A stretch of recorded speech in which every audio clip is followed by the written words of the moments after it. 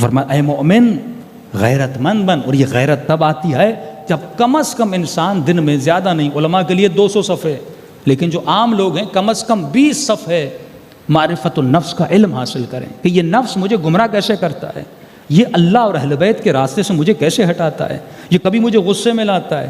2 طرح کے لوگ ہیں، کیا حالات تیرے اوپر حاوی ہیں یا تو حالات کے اوپر حاوی ہے. اگر تو حالات پہ کنٹرول کر رہا ہے تو علی والا ہے.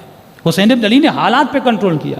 لیکن اگر تو کوفیوں کی طرح حالات میں بہتا ہوا جا رہا ہے کہ مولانا یہ فیشن ہے، مولانا یہ کہا جا رہا ہے، مولانا ٹی وی میں یہ دکھایا جا رہا ہے، لوگ یہ پہن رہے ہیں، اگر تو حالات کے ساتھ جی رہا ہے تو کر رعا ہے، مچھر کی طرح ہے. فرمایا المؤمن کا جبل الراسخ، مومن پہاڑ کی طرح ہوتا ہے. وہ یہ نہیں دیکھتا زمانہ کیا کر رہا ہے، وہ یہ دیکھتا ہے امام زمانہ کیا کہہ رہے ہیں. تجھے خوشنودی امام زمانہ کو دیکھنی ہے. اور جب یہ معرفت تمہارے وجود میں آ گئی تو پھر السلمان منا اہل البیت کی منزل پر تو فائز ہو جائے گا. کب تک اس ممبر سے ہم قصے پڑھیں گے کہ سلمان ایسا تھا، مالک ایسا تھا. علماء فرماتے یہ سوچو کیا تمہارے امام زمانہ کو کسی سلمان کی ضرورت نہیں ہے؟ کیا امام زمانہ کو کسی مالک اشتر کی ضرورت نہیں ہے؟ اور یہ کہاں سے ملے گا؟ یہ ذکر پروردگار عالم سے ملے گا. الا بذکر اللہ تطمئن القلوب. جتنا اپنے وجود کو ذکر خدا میں مشغول رکھو گے. ایک فارمولہ آپ کو دے دوں کہ جس سے عبادتوں میں لذت پیدا ہو جائے.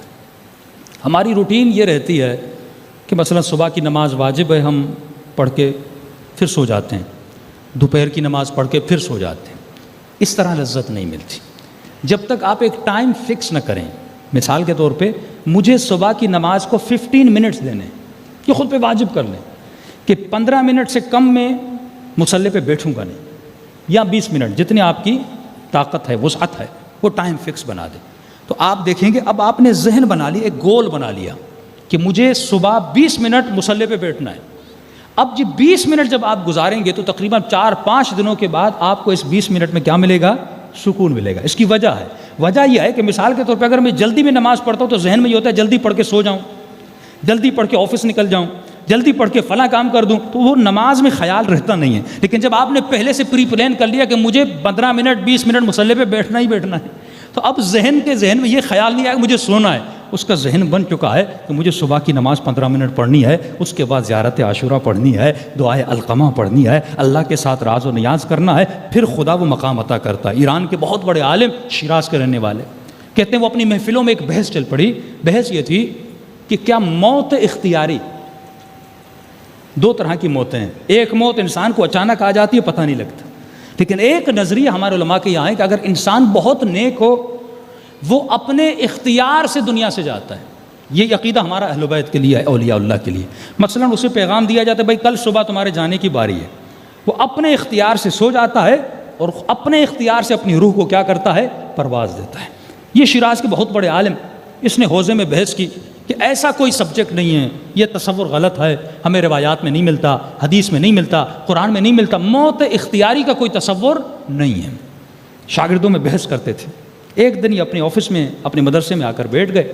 ایک بوڑھا بزرگ نورانی چہرے والا ان کے پاس ہے. انہوں نے کہا آیت اللہ صاحب آپ یہ بحثیں کرنا چھوڑ دیں کہ موت اختیاری کا وجود نہیں ہے. کہ ہم کیسے چھوڑیں، ہم عالم ہیں، ہمارا کام ہی ہے یہ حدیثوں میں دیکھیں، روایات میں دیکھیں، لوگوں کے عقیدے روایت اور حدیثوں سے بنائیں. انہوں نے کہا کئی چیزیں ایسی ہیں جو پڑھنے سے نہیں ملتی، جو عمل کرنے سے ملتی ہیں.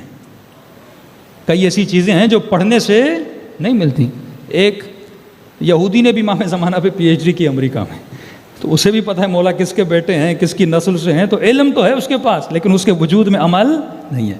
تو کئی چیزیں ہیں سننے سے نہیں ملتی، پڑھنے سے نہیں ملتی، عمل کرنے سے ملتی. کہ آپ کا کیا کہنے کا مطلب؟ کہ کئی چیزیں مشاہدے سے ملتی ہیں. کہ کیا کروں؟ کہ نماز شب کی پابندی کریں، آپ کو پتہ چل جائے گا کہ موت اختیار سے آتی ہے کہ نہیں آتی. یہ شیراز کے بہت بڑے عالم دین کہتے ہیں اس دن سے اس نے کبھی بھی اپنی نماز شب کو نہیں چھوڑا.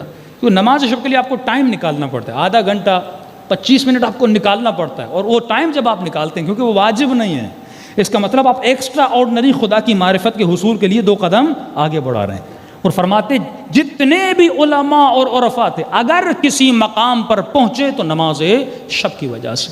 جس نے نماز شب نہیں پڑھی اسے کوئی مقام نہیں ملا۔ اب اس کے شاگرد کیا بیان فرماتے ہیں، کہتے ہیں پوری زندگی یہ درس دیتے رہے کہ موت اختیاری کا وجود نہیں ہے۔